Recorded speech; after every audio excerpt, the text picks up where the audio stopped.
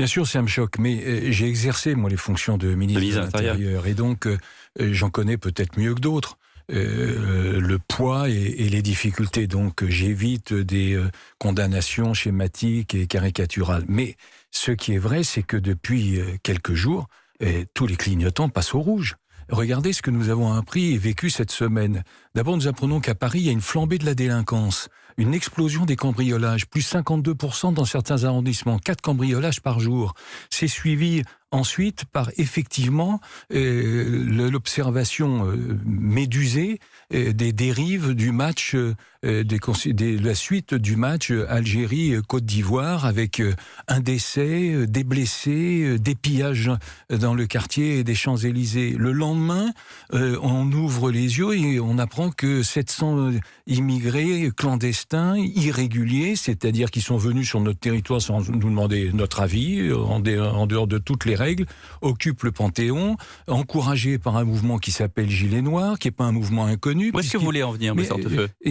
Donc je termine, il y a cet élément-là, qui pose d'ailleurs la question de la réglementation du droit d'asile qui lui-même explose. Et puis enfin, il y a ce que nous avons vécu hier, on nous annonce effectivement autour de 180 interpellations. 282, 249 placés en garde à vue. Mais le sujet, le sujet, c'est bien sûr les interpellations. Et moi, je fais toute confiance à la police pour que les procédures soient respectées. Donc, il y a 280 interpellations, mais d'après mes estimations, je ne crois pas que je serai démenti, il y a à peine 4,5% de mandats de dépôt, c'est-à-dire de 240. placement. Oui, mais 249 sur 282. Mais attendez, si l'on fait le total... C'est le ministère de l'Intérieur qui le dit. Si l'on fait le total des Gilets jaunes, c'est pas simplement hier.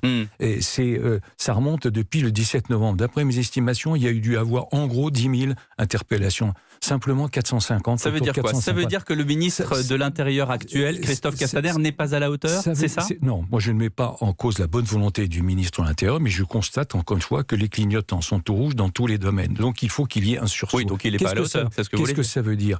Qu'est-ce que ça veut dire un sursaut ? Ça veut dire qu'il y a incontestablement un travail d'anticipation qui est insuffisant, comme cela a été démontré hier. Ça fait 30 week-ends où il y a des manifestations de gilets jaunes. Hier, c'était bien particulier puisque le monde regardait. Pourtant, on a changé de préfet de police et on a changé de méthode. Et bien, en tout cas, j'observe qu'il y a un problème d'anticipation. Il faudrait que l'on sache quelles étaient les informations qui avaient, par exemple, été transmises, quels renseignements étaient transmis à la préfecture de police.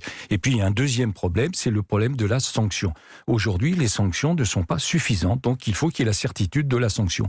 Donc ça fait deux éléments qui doivent susciter un sursaut. Est-ce que c'est pas aussi parce qu'il y a d'un côté ceux qui disent que la police est trop laxiste et d'autre côté d'autres qui disent qu'elle est justement trop sévère ? Eh ben, en tout cas, et qu'il y a débat. Peut-être qu'il y a cette question, mais vous avez compris où je me plaçais. Plutôt dans la première catégorie, je pense que, encore une fois, la meilleure des préventions, c'est la certitude de la sanction.